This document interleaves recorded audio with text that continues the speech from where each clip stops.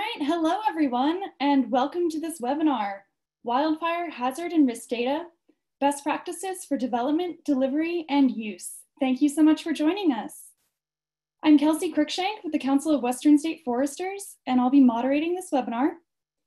We will have time at the end for questions. Feel free to put those in the Q&A box whenever, and we'll go back to them. This webinar is also being recorded, and we'll send it around to everyone who registered. We're happy to have Joe Scott of Pyrologics and Lowell Ballard of Timmins Group here for this presentation, and I will let them introduce themselves. Joe? Thanks, Kelsey.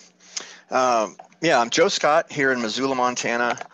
I've been working in the field of wildfire behavior modeling and fuel characterization and risk assessment for, well, I think I wrote here more than 25 years, but my first behave run was in 1988, 32 years ago. But that's what I'm doing right now is hazard and risk assessment for states, local governments, the federal government, and private companies. Thanks. And this is Lowell Ballard with Timmins Group, and happy to have everybody on. I spend a lot of time working with both state agencies and federal agencies, and we're much less focused on the data, so that's why we work with Joe a lot, because he's definitely the expert in the country with, you know, the data, how to create it, and we spend a lot of time working on how to utilize it to help people make better decisions on the ground, and you know, work towards everything from forest health to shared stewardship to fuels management, and all aspects of forestry basically utilizes data. And so happy to have folks on and get some good questions and show people what others are up to.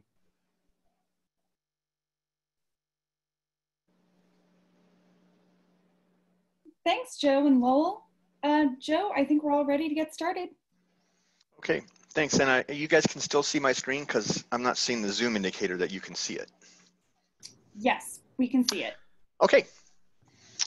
So I'm going to talk for like maybe the first 25, 30 minutes, and then Lowell will take over. I'm going to give you a background on a little bit of the methods of wildfire hazard and risk assessment. Yeah, so already it's not working out of the box for me. Yeah, I'm seeing your updates, so. I'm not.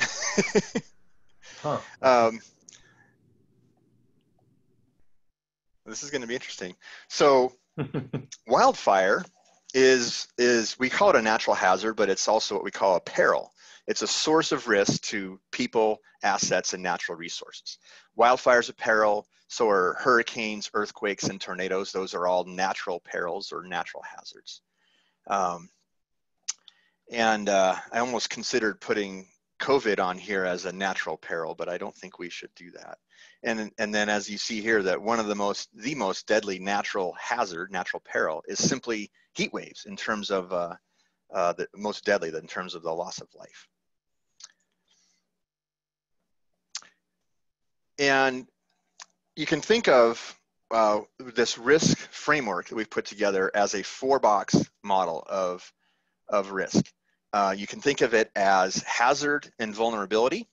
Hazard meaning the combination of the likelihood of an event occurring, a wildfire event occurring, and the intensity of that fire if it should occur. And vulnerability is the exposure of resources and assets to wildfire and how susceptible or sensitive they are. That's one way. And another way that's common is to think of it as likelihood and consequence. And it's just a different set of boxes. Their likelihood is just the probability. And then the consequence has got the intensity, exposure, and susceptibility and sensitivity all in one. So the 4-box model really fits with all of that. And I'll talk about each of those boxes in order now. So, and hopefully there's at least a few skiers on the line today, because I use avalanches and skiing as an analog to wildfire.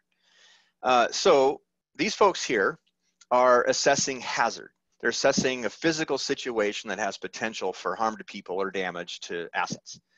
And so that's the purpose of digging a pit, is to see what's the physical situation. There's not necessarily risk because there's not necessarily, and this is why we assess hazard in skiing, is to determine whether we should expose ourselves and how susceptible we should allow ourselves to be. Probability is simply the likelihood that an event will occur during a specified period of time. So typically, and this is how we do it with wildfire, is define it as the relative frequency of such an event. And with wildfire, we can actually, I said during a specified period of time, with wildfire, we can do an annual probability. So that when you see burn probability maps for wildfire, they're usually an annual burn probability. Intensity is the rate of energy release of an event, and it's the effects causing characteristic of a natural phenomenon. It's like one of the main effects causing characteristics, including wildfire. So with hurricanes and tornadoes, intensity is measured by wind speed. Wildfire intensity, obviously we have Byram's fireline intensity in kilowatts per meter or BTUs per foot per second, but we actually prefer to use just flame length. It's much easier to use. Here we're seeing an avalanche. The avalanche intensity is called destructive potential, and it's related to the volume and the velocity of moving snow. So with fire, we're really lucky. We've had really great measures of intensity of fires for half a century now. Vulnerability is the combination of exposure and susceptibility. You remember that from one of the first slides there. Exposure and susceptibility of a person, resource, or asset to a peril. So the person depicted here skiing is exposed to avalanche terrain by being on it, by choosing to be there. And this skier, like all others, is susceptible to being harmed by avalanches just because every single human being is. And if anybody is really into the skiing thing, somebody might notice that this is a telemark skier, which like amps up the susceptibility even more. Okay, and then that's within vulnerability, we have the two parts. Exposure is the spatial coincidence of hazard, that likelihood and intensity, spatial exposure of hazard and a person, asset, or resource, or natural resource. So with assets and with people, exposure is often a choice. For instance, here, this skier has chosen to expose himself to the peril of an avalanche and a few others. And people may choose to build or to purchase a home in a fire-prone environment. So in some cases, exposure is a choice, but in other times it's inherent. So exposure of wildlife habitat to wildfire is not a choice. The wildlife habitat is there and it's exposed because of the natural environment. And communication sites or transmission lines, for example, they have to be placed in certain places regardless of the perils of doing so. Sometimes exposure is a choice and sometimes it's not. Susceptibility is the propensity for harm or damage, harm to people, damage to assets and natural resources, as a result of being exposed to an event of a given intensity. So this skier is exposed. You can see in the background, there's some ski tracks, but I think he's got his avalanche airbag deployed, so perhaps there's an avalanche occurring. That's why that should happen. The airbag is designed to reduce susceptibility, reduce the propensity for being buried by an avalanche, but not eliminate it. So that's related to susceptibility. With fire, it's fire-safe building practices, hardening our assets.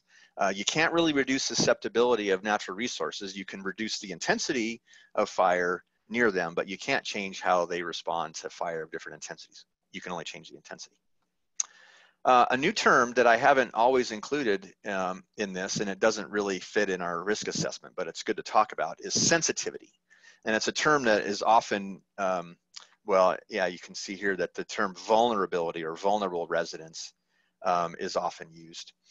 And it's simply related to the fact that different people can have, all people have essentially the same susceptibility to fire.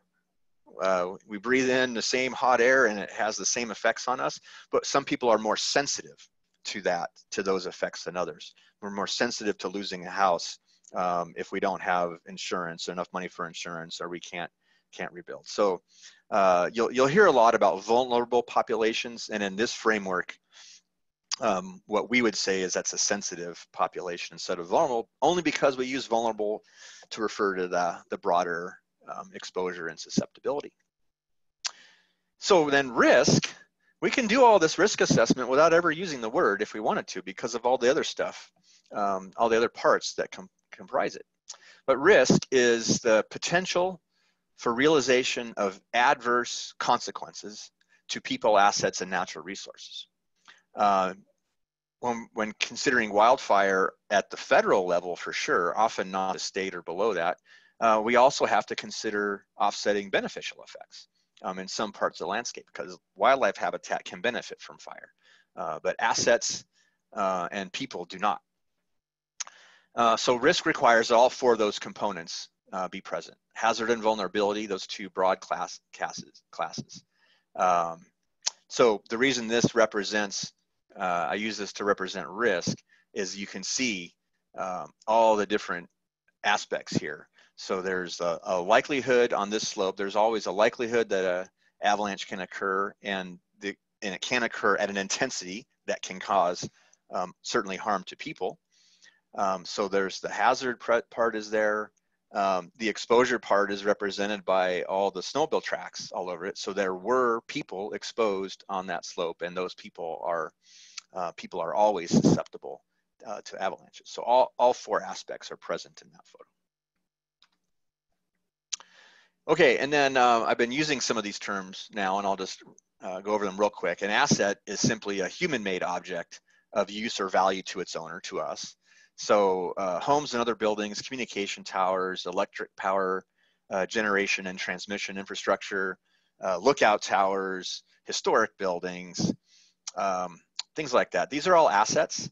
One interesting thing about assets, like I just said, is that they can be damaged and they suffer loss of value, but with very rare exceptions, they don't benefit from fire. So our assets and people don't benefit from fire. A resource or natural resource is just something found in nature, and it's necessary or useful to people. So wildlife habitat, forage, timber, watersheds, water resources. So instead of being man-made, they're naturally occurring. And resources can be damaged by wildfire, but some of them can also benefit.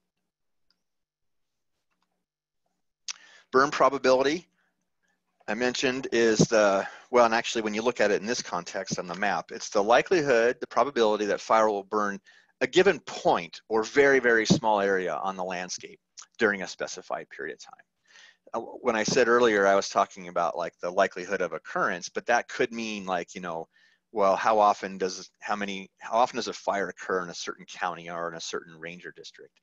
And that's a little bit different than burn probability. So burn probability gets down to the granularity of an individual small area, like maybe 3 to 5 acres or even smaller. Say, how often does that piece burn on the ground? And this is an annual look. This is what the country looks like annually. Flame length probability is going to show up, FLP, that acronym, is going to show up in some equations I'm going to show you. Yes, there's going to be math. And it's simply, you know, we're used to thinking in fire of, well, just tell me what the flame length is. What's the estimated flame length? But when you're looking at potential for fire across the landscape and all the different weather conditions that it can occur under, and the fire can flank or back or head through an area, is there isn't just one flame length, there's a lot of them. And so what we do for risk assessment is we take all the different ways that a little piece of ground can burn, and we define the probability of the flame lengths instead of one flame length by itself. So for instance, one piece of ground can burn, you know, in the morning, or a backing fire can burn at low intensities at a low flame length. So it's going to have a high probability, for instance, some probability of low flame lengths. And then in other conditions, maybe it's drier or windier, the flame lengths can be higher, and there's some probability of that occurring different places. And then other conditions higher yet. And then very, very dry, unstable atmosphere, windy conditions, you can have the most intense fires. And so for every piece of ground out there, we have ways to estimate the probabilities of these different flame length probabilities that will add up to 1. So the probability are 100% by necessity. And then I'll talk a little bit about the risk assessment framework that we often use for our projects. And like a lot of the work, almost all the work done in the United States that's about spatial fire modeling, this stuff started with Mark Finney, who's here in Missoula. And he wrote this paper called The Challenge of Quantitative Risk Analysis for Wildland Fire. That was back in, I think, 2005, 15 years ago, and it's still the foundation for everything that we're doing. 5 years after that, we kind of updated and formalized in the first approximation of hazard and risk for the whole country. And then in 2013 is, this is still pretty much the standard recipe that we follow for how to do a wildfire risk assessment that is generally followed, not just within the Forest Service and other agencies, but also in states and different things follow generally the same framework that's in there. So Mark in his paper, he called it a definition of fire risk, but I call it more of a measure of fire risk than a definition. He said it has two main factors. So one, the fire behavior probabilities. That's that probability PFI in the equation down below. And then the second part was fire effects, and that's benefit minus losses. Fire behavior and fire effects. And it turns out that that equation, this is his equation down there, our 4-box model fits perfectly in it. So ENVC, expected net value change, is our measure of risk. Probability of 5 different intensities is both the probability and intensity in one number. We're going to fix that in a minute. And then the benefits and losses are that susceptibility. This accounts for beneficial effects if they're actually occurring. So exposure doesn't happen, isn't in the equation, but it's implicit because we apply this equation for every discrete piece of ground on the landscape. And so there has to be something present there so that the exposure of a resource or asset is implied by how we apply that equation. And then of course, almost everything we do in fire management fits nicely in our 4-box model. How do we reduce probability? It's like, well, that's what prevention does.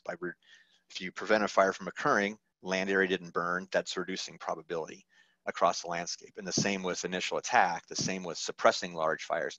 And that's what large landscape scale fuel modifications can do. Reduce intensity by doing field treatments, fuel modifications. That's what defensible space is. And if you do defensible space, while a fire is impinging on it, we call that sometimes point protection. And then how do you adjust exposure? How do you mitigate exposure? In the agencies, we don't have a lot of control over that other than evacuation during an incident. So one of the very first things that we do is make sure that people are out of the way. And then at a broader context, it would be land use planning, which is down at the county and state level, not at a federal level. And then reducing susceptibility is, asset hardening. Whether it's for most of our assets. You can't harden a resource, but you can harden assets for sure. So that's 4 boxes. And for folks who work in fire, that's one too many things because it doesn't fit on a triangle. And so we rearranged this. I think I did this in 2006 with a few different labels, but I made a fire risk triangle and rearranged Mark's equation. So it's the same result, right? This math turns out the same as Mark's, but we pulled out the burn probability to be a separate term. That's likelihood in our triangle. And then the intensity is that FLP, flame length probability. And then net value change is the benefits and minus losses, and that's the susceptibility. And once again, exposure is implied because we apply this at each discrete spot on the landscape. So that's the super fast background on the concepts and some of the terminology. And I'm going to run through a risk assessment that we finished up for the state of Montana just a month and a half ago. And it's not going to be a lot of detail on how we do this stuff, but it's going to be not even 30,000 feet, but way higher than that, satellite view. And almost always we start by going back and looking at a fuelscape and vegetation and making sure that whatever area we're working with has the very best fuel data possible. Sometimes that's land fire off the shelf if you're working in a really big area. usually we start with land fire and make some improvements that the locals want to include. So like you have an existing vegetation type, existing vegetation cover, like forest canopy cover, even shrub cover, and then the height of that vegetation. We take all of that stuff and run it through some lookup tables that we review with locals, and you can make a map of a surface field model, but we also make then canopy bulk density, canopy base height, canopy cover, all the different layers, the fuel layers that are needed to conduct fire behavior modeling. So that's the foundation. And then we need to do fire behavior modeling to estimate the hazard component. So that the hazard, again, meaning the probability and the intensity of fire. And on a big area, on a small area like a county, or a couple of counties together, you don't have to part up the landscape. But once you get bigger than that to a good sized state like Montana or almost any other Western state, you have to part it out into different fire occurrence areas or pyromes. And then we work within each pyrome separately with our fire modeling. And what we do is look at the historical range of annual fire occurrence, and including what the average annual occurrence was over time. And so then we know within each of those areas, how many large fires are occurring per million acres to normalize it, how big do they get, the product of those two, so the curving reference lines are essentially burn probability. So we run our fire behavior modeling so that our simulated burn probability is certainly, it'll be within our 70% confidence interval. And usually, like this is the result right here, is we're right on the 10-year average, and slightly above the 22-year average. And then, so that's, we run each of those parts separately, and then we piece them back together. And usually you cannot find those seam lines when we put them back together. We do it in a way that they don't show up.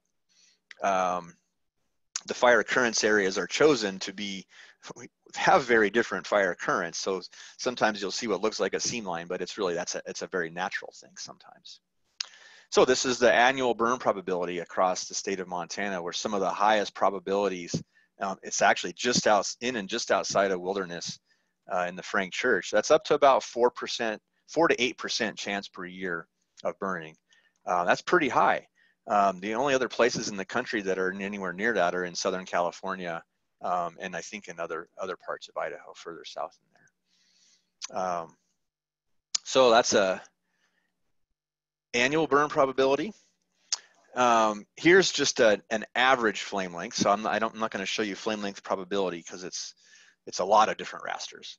But it's flame length probability, but we also know the probability of different flame length classes. You can put all that together into what we do is combine probability and intensity into what we're calling integrated hazard. And this one is kind of in the context of if you had a structure on the landscape, how much at risk would a structure be if it was everywhere. So this is a cool map that we apply everywhere across the landscape. Integrated hazard. And then there's a model called suppression difficulty index. There's a few different ones that have been used in different projects. This is one developed in Spain and then formalized by the Forest Service here in Missoula, and then we've been doing the calculations on it everywhere. So I think it includes slope steepness, distance to roads, how much energy is in the fuel, and how difficult it is to build line through an area. So it works pretty well. And then I will show some quick risk results for the state of Montana. What I'm showing is summarized to 6th level HUCs. We actually get this with 30-meter pixel resolution, but it's hard to see the results at that level. So this is to people and property.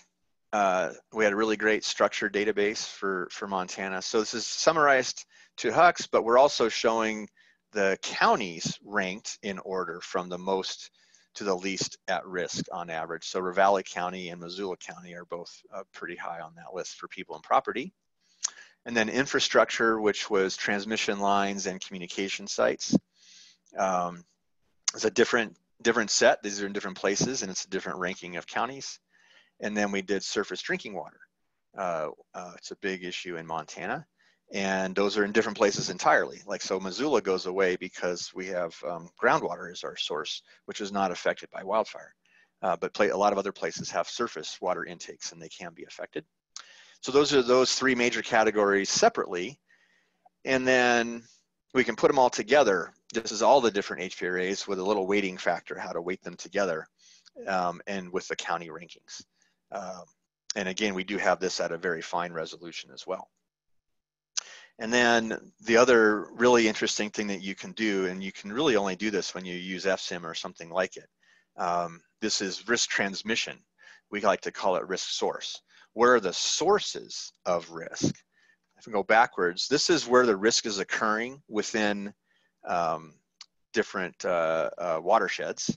And this is where that risk to those things comes from.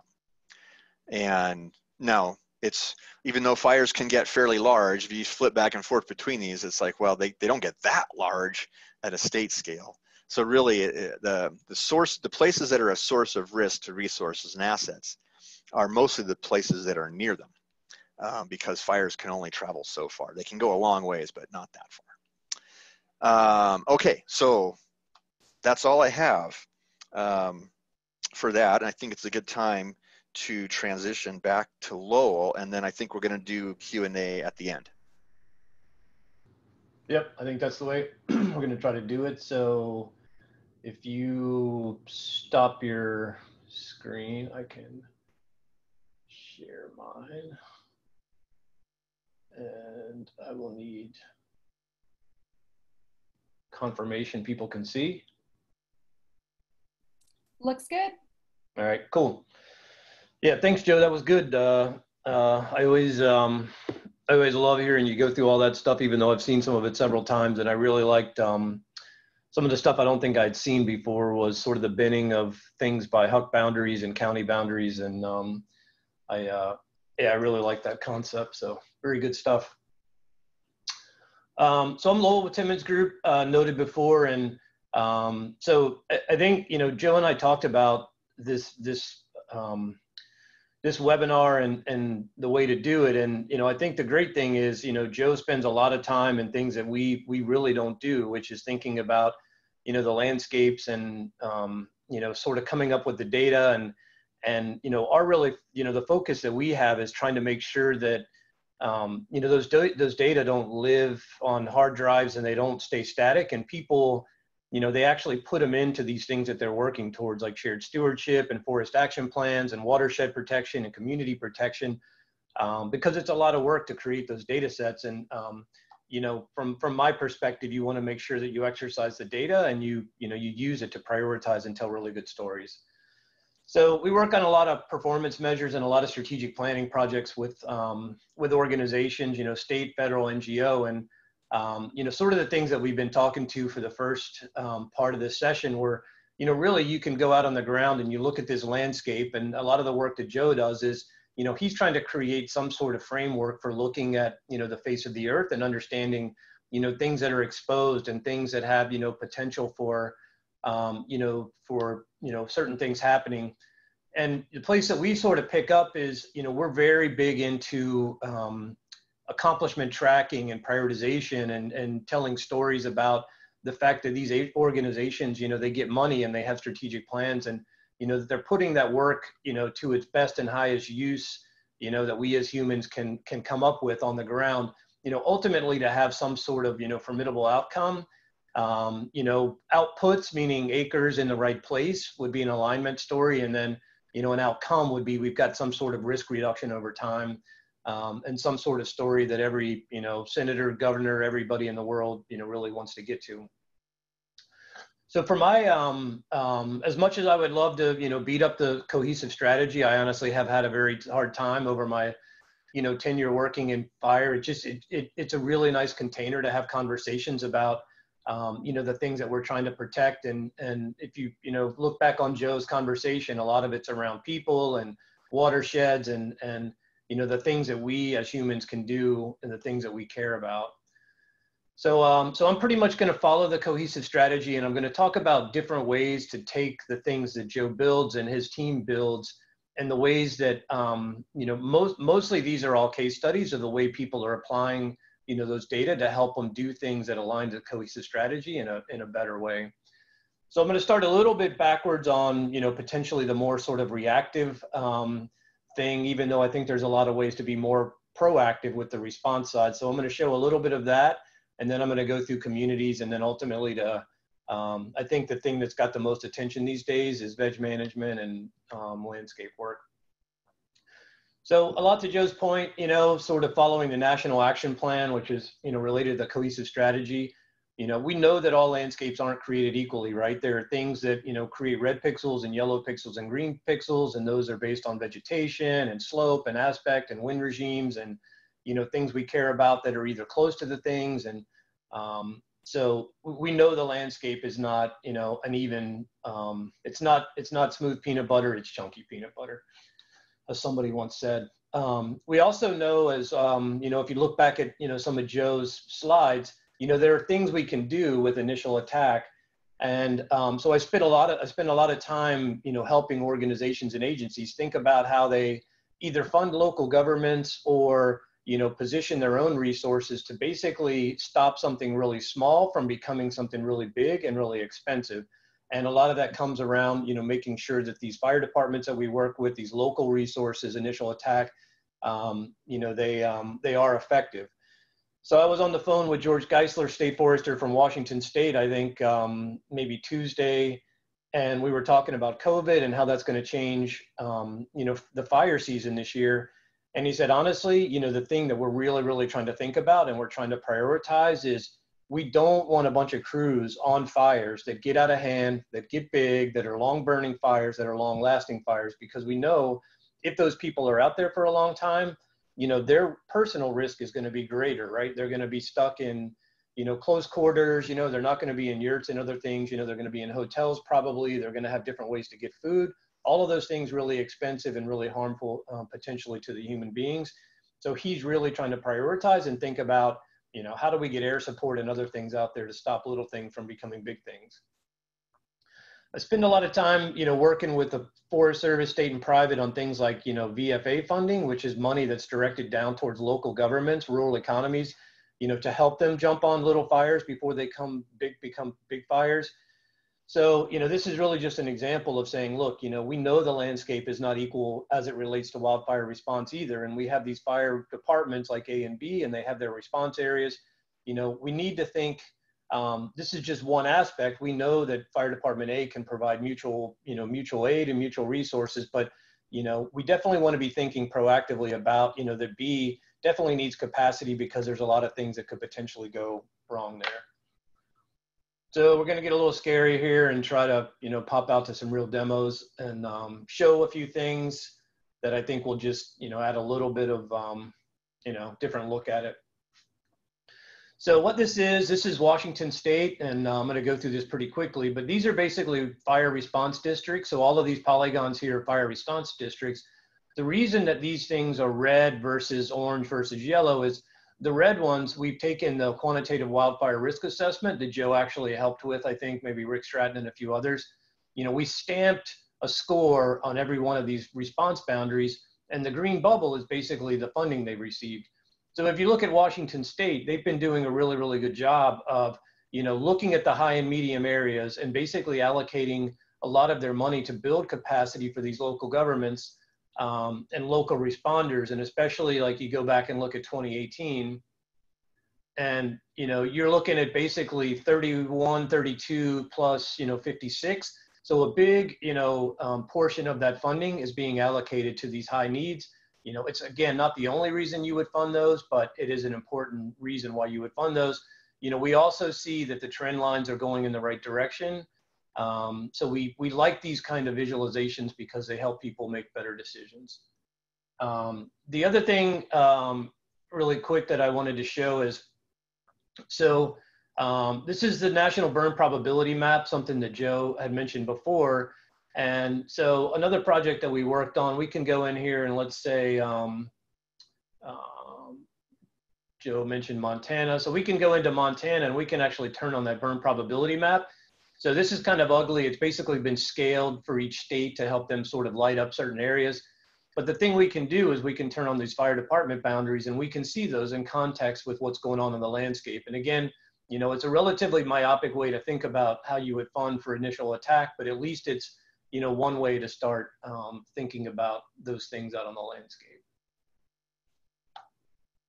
All right, so kind of the take homes on the leg of the cohesive strategy that deals with effective response and ways to put, you know, Joe's data to the most use possible is, you know, thinking about how you better position and, you know, how you do VFA funding, basically volunteer fire assistance money, you know, your SFA, your state fire money for capacity building, ways to better position where your resources are, and also ways to, you know, think about how you react to wildfires, you know, from a response perspective.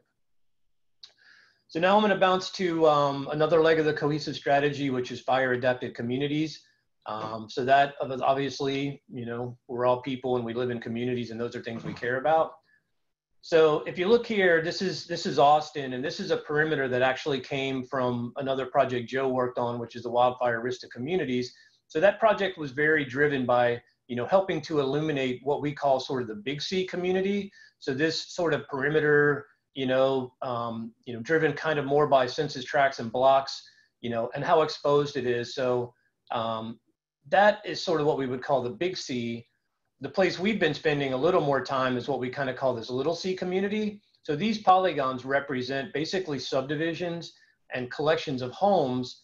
And it's more interested in the reason this thing is red doesn't take into account really what the fuels are around it and what will happen around it. This polygon is red more because of, you know, structural and infrastructure problems and shingles and other things that are sort of related to the assets within those subdivisions and how fire adapted they are. So I wanted to make sure that was kind of clear before I bounced into this piece. So the entire South is doing this, meaning all the, I think it's 13 or 15 southern states that we work with. So they have like their normal sort of risk portal that they have with public and professional viewers, but the state of Texas came to us and they said, look, you know, we have all of these WUI coordinators who go out there, they work with all of these local governments, and we don't have a great way for them to prioritize, you know, where their Little C communities are, you know, where these subdivisions are, and to do assessments. So we took on a project and we said, okay, you know, we can have multiple project types. It could be a FireWise project. It could be, you know, in support of a CWPP. In this case, it's Amarillo. And what we need is a way to get out on our iPads or on our desktop. And we want to go out and we want to do sort of these interactive meetings with these local governments and say, look, this place right here, this collection of homes, you know, similar construction date, you know, we think these are basically a Little C community for us. Then what they'll do is they'll go out and either the local government or the state WUI specialist will actually do some sort of structural assessment, you know, on that community. So predominant vegetation, structure ignition, chimneys, et cetera. So as they're doing and picking from these pick lists, which again, help us create really standard data, it's driving a score behind the scenes that would make that red polygon that you saw for the Little C community red or yellow or green. So here you can see the different items that they pick. The other awesome thing about this project, I think, is that the all the southern state fire folks got together and they agreed that this is the standard way that they would like to assess these Little C communities and the ways that they would like to think about it in addition to choosing pictures.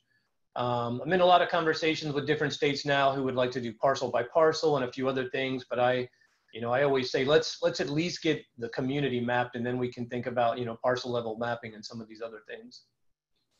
So now that they've gone through, you know, they've gone through and they've basically picked all the combo boxes and they've lit this up for, you know, sort of how fire adapted it is. It's going to give them a score here. It's going to automatically generate some mitigation strategies. So based on what they chose, it's going to create these mitigation strategies and it's going to build a report for them. So here's an example of the report. You know, here's the pictures integrated. You know, here's all the mitigation strategies. Again, this was working with all the 13 states on building out these integrations, mitigation strategies. The piece that I really wish we would have built in here, which we're talking to some other states about doing, is it would be really nice to be able to take these, you know, and make sure that they get done, because ideally I can get that 85 that I got before to get lower and lower and lower, and then tell stories about, yes, you know, people actually did follow these prescriptions. You know, they came back every year, they did them. They came back every month, they did them. They came back every 2 years. You know, we know the schedule when these things are done. We can remove the things that don't make sense and add them. That's ultimately where I would love to get. You can also look at these little polygons that sort of do the structural piece, and these are really nice sort of elements and pieces of data that would roll up to help feed a CWPP. So all of those little individual reports that happen in there, you know, they can roll up and help to build a CWPP. Right now, unfortunately, everything we're doing related to CWPP, we're linking to some static document that was probably written in Word. It's probably stale. It might have been built back when the National Fire Plan came out. And, you know, it's a static document that's not, you know, ultimately where I would love to see things go. So I'm trying to get this new concept going that, you know, instead of static documents and instead of, you know, looking at fuels and communities and response and writing a paper document that is very inaccessible, I really would love to get to the point where people are talking about data-driven CWPPs, you know, living CWPPs, you know, that are us tracking the fuels work, us tracking, you know, where these communities are, what the individual actions are there. And it becomes more of a living, breathing concept versus, you know, static documents. And I really like this, what, you know, they did in Texas is they said, hey, let's take these communities and let's put them out on the ground and let's look at sort of, you know, how this thing, this little polygon that's red, how does it look relative to the fuels around it and the vegetation? Because obviously, you know, and Joe would know the right words to use here, but, you know, this thing that is not, you know, very adapted for bad things, exposing it, you know, and coming at it, meaning the fuels, you know, that's very important. If there's nothing around here that'll burn, then I don't care as much that this is a red polygon. You know, I just care in this case that there's an intersection of, you know, things that are coming at it and it's exposed, and it's not, you know, it's not very resilient to that exposure. The other thing that I think is important as it's related to communities at risk is, so you have multiple communities out there. Ultimately, those things get enveloped in some sort of plan, you know, in a perfect world, a current CWPP, not something that's 10 years old. And ultimately helping to prioritize where those areas that should either A, have a CWPP, you know, B, that it is up to date and it's current. So again, going back to Washington State, we did a little exercise with them. We looked at their counties.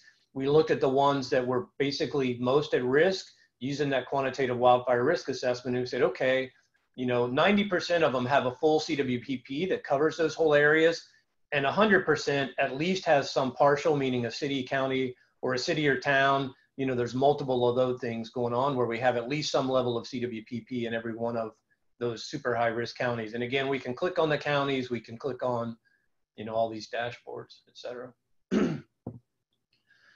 So the take homes as it relates to, you know, fire adapted communities is basically wildfire and hazard and risk data can help you think about, you know, how fire adapted or the fire adaptedness, which is not a real word, your community is relative to how exposed it is to the things that can cause it harm.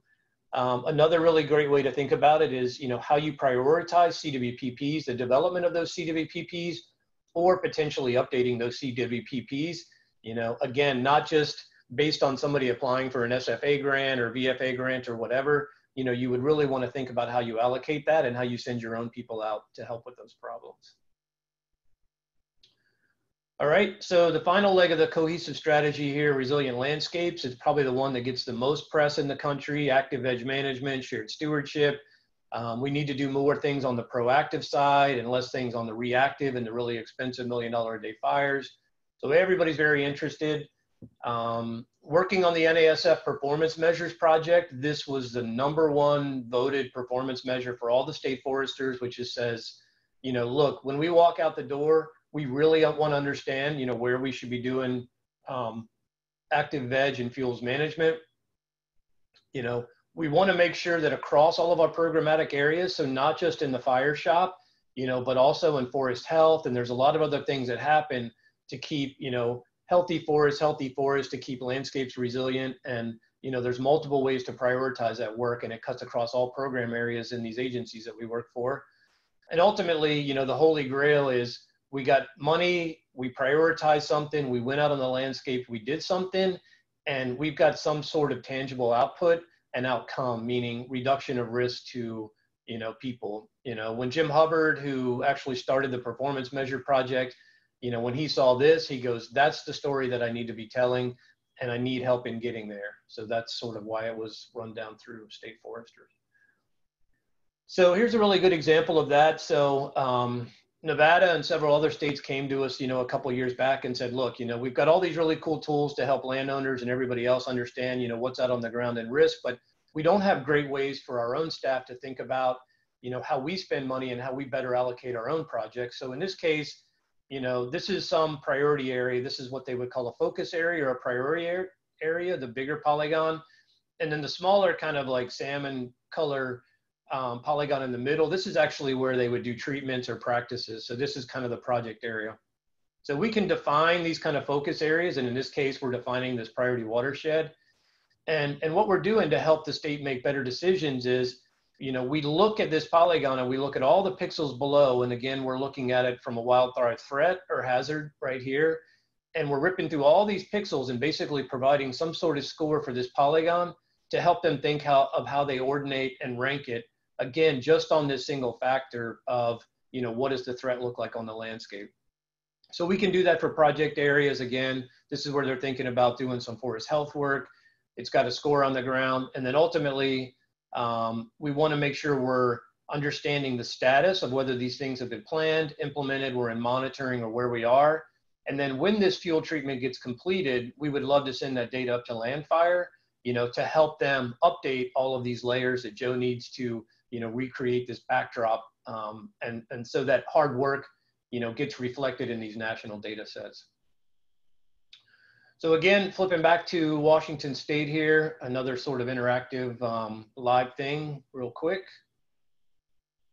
So in Washington State, they have, a series of these priority watersheds, and, they're trying to think proactively about, where they should target their resources, and also, make a compelling case that there's a lot of acreage on the ground that really needs attention. This is how much money we have, helping people understand that, the magnitude of the problem is substantial, but we're doing our best, to prioritize, and we're getting stronger at how we prioritize that work on the ground. So what this is all of their high priority watersheds.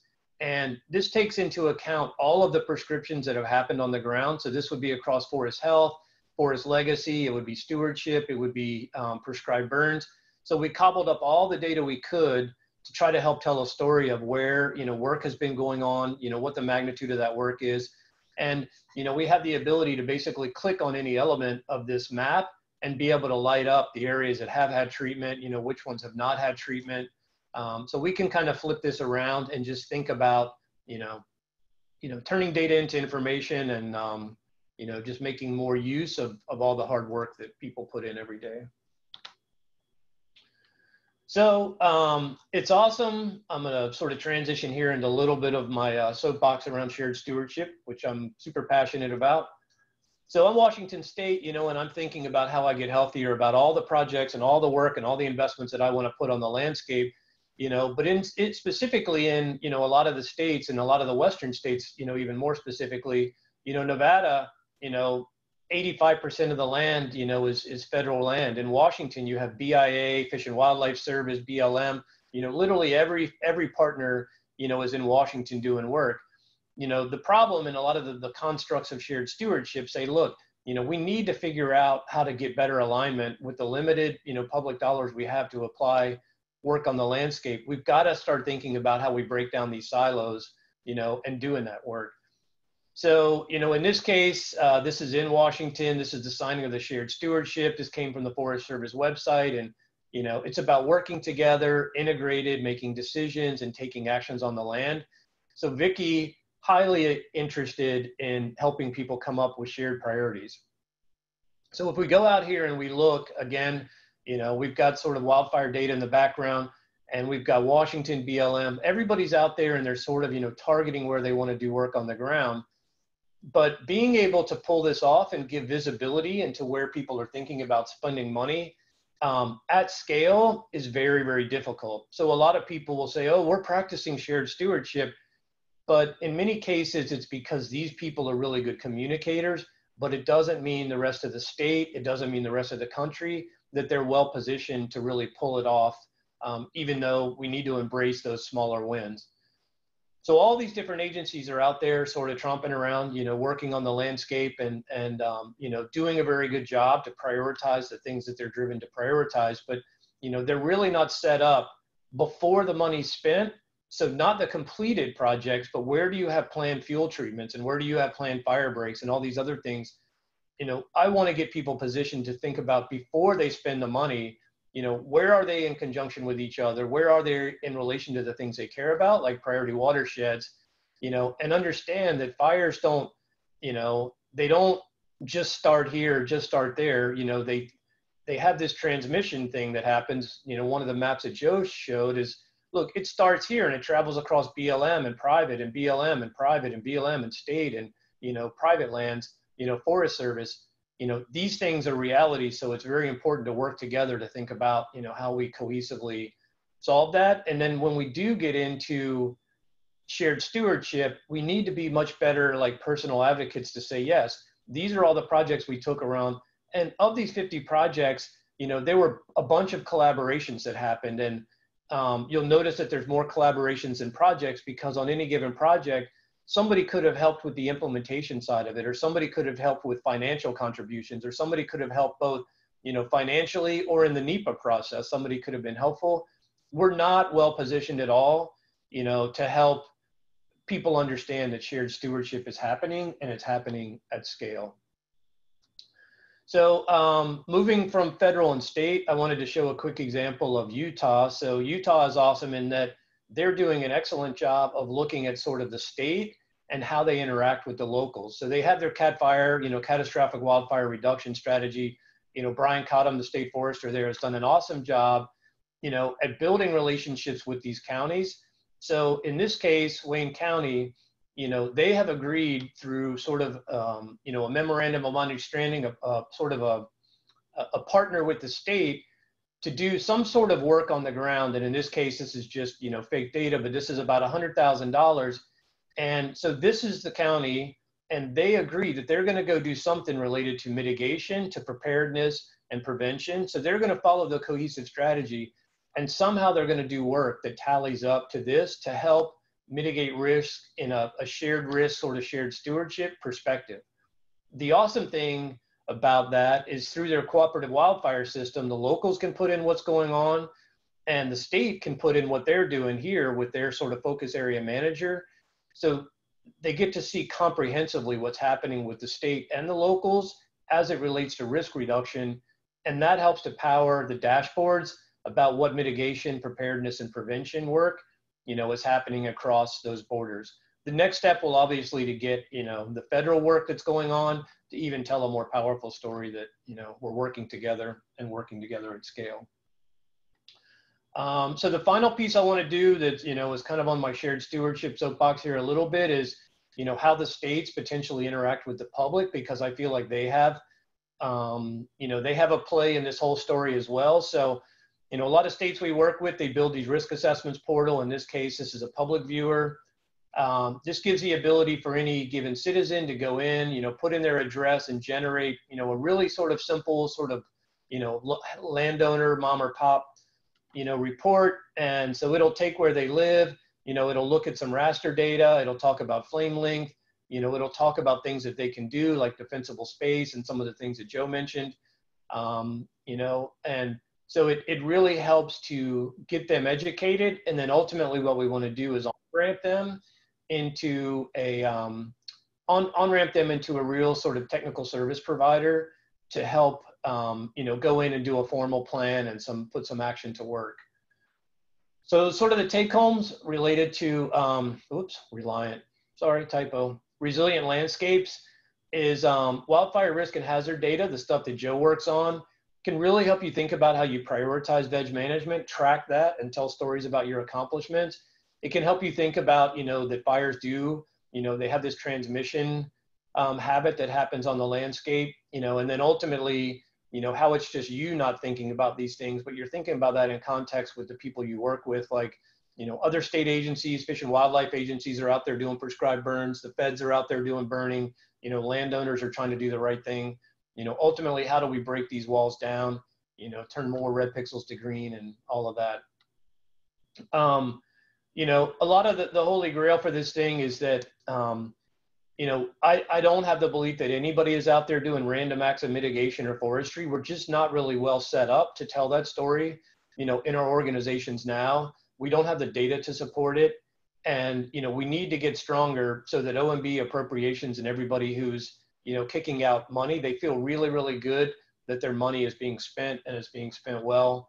And then the last thing that I have is all of the things we've talked about. For those familiar with this whole NASF performance measure, it is actually 100% in line with every one of the sort of tenets of this performance measure project. Every story in here, fuels, community, every one of them is encapsulated this. And, again, it's trying to help drive, telling better stories. And with that, we're finished just about on time. And with that, we will open it up to see if there's any questions, any comments, any chats that we should take care of. And this is being recorded just so everybody knows. Thanks so much, Lowell and Joe. That was a great presentation. We do have about 30 minutes left for questions. If you'd like to put them in the Q&A box or the chat box. I think you can also raise your hand and we can unmute you. So we'll just hang out for a few minutes and see if anyone has any questions.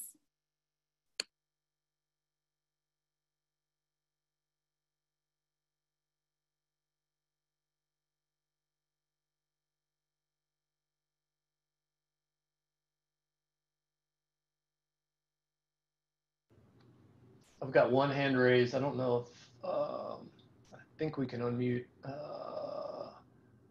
Hold on. Let me see if I can unmute you. All right, Tommy, I think you're up.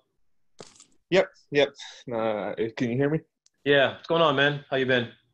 Pretty good. Awesome presentation. I really appreciated this background and seeing this, especially since the conversations we've been having. Yep. My question is kind of for the fire response districts and how you had separated those to high, medium, and low. How was that done? Did you guys just aggregate the number of red pixels? Is that how you decided? Pretty much, yeah. And unfortunately, when we did it, so that was a project where I had to do that for the whole country. And the only data set I had for the whole country was the burn probability data, which is several years old now. And Joe, I think I know he's familiar with it and he probably had a hand in building it. It's not what I would call the best data set to do it, but because I had to do it for Maine and Arizona and, everybody else in the whole country, it was the only one. Like I knew that there were other data sets out there, like, Southern Wildfire Risk Assessment and some of the other products. If I were to do it again, which I am doing it again this year, actually, I would probably use that wildfire risk to communities data that Joe just worked on. But you are correct. We basically sort of looked at the pixel values. We looked at the average pixel value within those fire response boundaries, and we gave each one a score. And there's a bunch of stats we did to sort of even them out state by state. And what we tried to do in that project was we tried to make sure that Vermont could kind of look at their fire departments within just their state and that they weren't being compared to Colorado or Alaska or Idaho or somewhere else. Just to help them with the money they get better allocated was really the goal. Great, that makes sense. Thanks for answering that. And I'm sure I have more questions, but I might hit you up offline. Yeah, I mean, feel free to ask them. I don't know if we have other questions coming in, but yeah, any other questions you have, feel free to ask. And okay, yeah. So the next one was like, so like you talked about using that WRC data. Where else would you have used that instead of kind of the previous methods? Yeah, I mean, and Joe can probably speak to this a little bit, and sort of the conversations we've had with you and Joe a little bit. The tough part I think with creating these data sets at a national scale is you can't always dial in the values as much as you would like to. So even back with the Westwide risk assessment, they actually went in and did further calibration for Utah, for Nevada. And the national data sets, they don't always hold up as well when you start dialing in, towards a state. So, I mean, I think it would always be worth looking at, what could somebody like Joe do to dial it in a little tighter, increase the resolution of the pixels, just take in, local factors. And, Joe probably has a few comments on that. No, I mean, in general, I think that's a really good summary of when you have to work nationally or across many states, you sometimes have to fall back to a data set that no part of the country or no state would do on their own. But it also, the nice thing is that gives you a place to start and to work from. And if it works, then great. And if not, then you can spend a little bit of effort dialing it down. Yeah, for like Tommy, you in Utah, like the WRC data, it would be newer data for you than using like the Westwide risk assessment in Utah. The thing you just have to realize is the Westwide risk assessment, it had multiple, HVRAs in there. It had water and forest assets and, people and infrastructure. The WRC data, the new stuff, while the sort of fuels piece, separated from the risk stuff, the fuels piece is definitely much newer. It's using land fire data, newer methodologies, but the only thing that it includes in there, I believe, is basically housing density, right, Joe? In the WRC? Yeah. Yeah, and we're actually rebuilding that this minute, building an updated housing unit density raster. Right. So it's only looking at sort of one element of people, and it's because it's called wildfire risk to communities, and it was simply, will something burn, how bad will it burn, and the one thing I want to do it in is relative to where the housing densities are. So okay, cool. Yeah, and I think I remember one of the slides that Joe may have shown that had kind of the comparison of the WRC data where it focuses on housing and a comparison to the was that the Western wide risk assessment? And also, will you be sharing those slides so I can reference those? Yeah, we can make these. We'll put them up. We'll give them to WIFLC, Council of Western State Foresters. We'll give them to that group, and they can post them. And we are recording the webinar also. So cool. Well, great. Thanks. That's pretty much the questions I think I have for now. I appreciate it again. Oh yeah. Appreciate you. Appreciate you hopping on, and I see some of your other people on, and I see Brian's on too. So that's awesome. Great. Yep, we're interested. We're updating. Yep, understood. Yeah. As I'm learning with fire, it's constantly evolving. So updating is always going to be a challenge. So correct. Yeah. Do you see any more questions or any other feedback from folks on here? I don't see any other questions right now. We can give it a couple more minutes.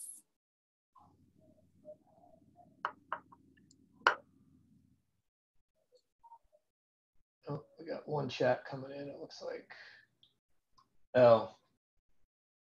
Nope, we just got a bunch of kudos in the chat window. So thanks, Brian. And, you guys are awesome. You guys are killing it in Utah. So you're my poster child for the right things to do, at least as it, especially related to working with local governments. That's a very, very tough thing to, very tough thing to do. So.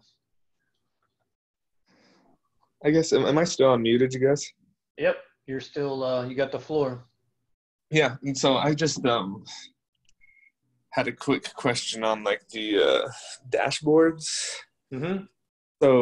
So I really like the dashboards. I think those are great, especially for people like Brian. I'm glad that he's on, because I think when, legislature calls, they call, and it's hard to pull reports as a GIS group, instantly. And so it's kind of nice to have those dashboards. Yeah. those customizable when you build them? How do you put those together?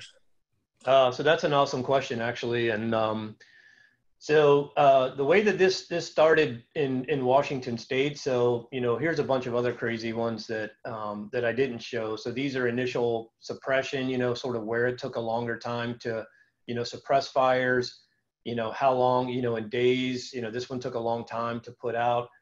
So what we did with Washington State, the DNR, was we went in and we said, hey, let's come up with some stories that you would like to tell. And so we looked at their strategic plans, we looked at their forest action plans, they looked at their wildfire health plans, and we went through sort of the things as an organization strategically that they said they wanted to knock down. And I said, okay, for me to tell that story, I'm going to need this piece of data, this piece of data, this piece of data, this piece of data. In a lot of cases, it was coming from like their fire business system, it was coming from a financial system, it was coming from Wildcat or some response application. And the really, really painful part was trying to integrate and pull those things together to be able to create, these various visualizations on the screen. Mm-hmm. And so that's the really tough part. The even tougher part is how do you set yourself up so that it's not like a one-off exercise to create these charts and graphs, because that's sort of what we did when we were working with them. Was we just did a bunch of data grabs, to start pulling these dashboards together. The next turn of the crank with Washington will be, how do we create this sort of data framework for you so that every day, every week, every month, I'm pulling data from, their equivalent of your FBS, right? So Utah's fire business system. You've got so many goodies in there that you're not looking at relative to where the fires are happening and where the risk is on the landscape. You have awesome data in your FBS that is just not being leveraged in context with other sources of data. That's the opportunity. It's to marry those pieces together in consistent, repeatable ways to tell the stories about, yep, we get money, we're doing things, here's the magnitude of our problems and the dent we can do and all that cool stuff. Yeah, that's amazing. I think that's exactly what our end goal would be. And we're currently trying to get access into FBS to do this type of stuff. And so I just appreciate you showing this, because I think this is where the bread and butter come together. Yeah, and it involves like things that aren't they're not common vernacular to people with natural resources backgrounds. So it's things like business intelligence, and we have hired and made investments in people like data scientists who, their only role in life is to think about data and how to make sense of it. That's a new sort of job that got created in the last 10 years. We have to hire like visualization people, who can work on these. And, there's things like data warehouses and data pipelines and extract, transform, and load tools. So it's a very different skill set to turn data into information. But, there's a reason I had t-shirts made that say wildfire data is the new bacon, because data and bacon make everything better. So. Right. Well, that's cool. I appreciate you going over that. No, man, I appreciate you, digging your heels in and thinking about this stuff. So good to have a vision. Yeah. So we do have a question in the Q&A box. It's from Aaron Green, and he says, we struggle when the data and analysis doesn't match the local experience of our managers. Can you speak on this? Yeah, so Arizona, familiar with, I worked with Jeff Whitney a bunch, and, Andrew Owen and a bunch of other people on your staff. And, that's a very common problem. So in the state of Arizona, what you deal with is, you get these local fire managers and they start drilling down on the face of the earth. And it happens in Utah, it happens in Nevada, it happens everywhere. And so they'll drill in and they start picking out their favorite pixels. And they're like, look, the credibility of this data for me, it's not holding up because, I know that this is a schoolyard or, something, and I know that it won't burn in a bad way, but I see this red pixel here. So I don't have a lot of faith in the data. So to Tommy's point, a little bit about, why would you not just pluck the WRC data off the shelf and use that? It's because you're still going to have somebody picking out their favorite pixels. Like everybody's always going to be able to pick their favorite pixel that they hate. But if you make a little investment to dial it in tighter, get the pixel resolution smaller, at least you can gain some credibility back. In Arizona, you're like a lot of states in the West, you're dealing with the WWRA data, which is, I'm thinking 13 years old now. Joe might remember the legacy of that one, but it's pretty Sounds long right. in the, yeah. But you're dealing with data that's pretty long in the tooth, and the landscape changes. People build houses, and red pixels. They're moving around all the time, and 13 years is a long time. So, Yeah, I can just add to that, Lowell, that's one of the huge advantages of when we do a more localized fuel calibration, in, like, for instance, in Montana, the one that we just did. So we make some refinements, really fine adjustments of a lot of the fuel mapping rules, but then we got a lot of feedback from Eastern Montana, from the DNRC in Eastern Montana, saying that, we actually have a lot of our fires in wheat fields, and your fuel map shows wheat fields as non-burnable agriculture. And that was a huge thing. And so we found a way, it's not hard to make the wheat fields burn, but we found a way to make them burn, but also reflect that they're not as available as other similar fuel types. They're available less of the year. And we were able to get that and some other things into the fuel scape. So those kind of things, when experience on the ground doesn't match the modeling, is exactly why you have to do the project locally, so you can capture that at the front end. And so, Aaron, for you in Arizona, like Jeff Whitney's thing was salt cedar, right? He's like, we've got, salt cedar, it goes up like kerosene. And he said it's just not reflected appropriately in the land fire data, which means it doesn't get reflected appropriately in all the products that are derived from land fire, which is the stuff that Joe works on. So we started all the dialogue with, Henry Bastian and the land fire team about, how to better, calibrate those data, but land fire is a little bit of a slow moving beast. So that's where somebody like Joe can come in, and we can dial in, or he can dial in, those adjustments, so that when people pop into, AZ wrap or Utah wrap or Nevada wrap or whatever they're using it to prioritize fuel treatments, it's as best as you can the best you can possibly do, given the time and money you have, noting that people are still going to pick their favorite pixel and beat you up about it. So hopefully that answered it, Aaron. Okay, go ahead, Kelsey. Sorry, we have another question, still from Aaron.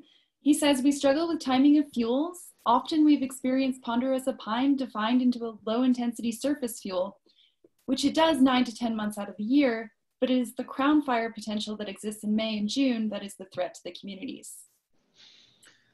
Yeah, and again, that's exactly one of the things that we dial in when we do our fuel calibrations. Is it doesn't specifically address the timing, but we'll look at where a certain veg type like ponderosa pine, where it's mapped with certain heights and covers, and what we'll do is adjust the base. Like, we pick the surface fuel model for the right conditions, and then we adjust the base height so that the transition to crown fire, when you get at least some kind of crown fire, happens under the conditions that you're expecting to see it. And that's such a critical thing that we do, because that happens not just in your ponderosa pine, but in lots of other fuel types as well. And that's why I work with Joe, because I don't know any of that stuff. And I don't want to know it. I want to know how to use it. But no, that's awesome. Yeah, thanks, Aaron. That was a good question. Anything else? Q&A or chat? A few minutes left. Let me see. Got something from TZA. Oh, yeah, basically just giving us kudos and stuff. Thanks, TZA. I don't know if she's still on, but in ODF.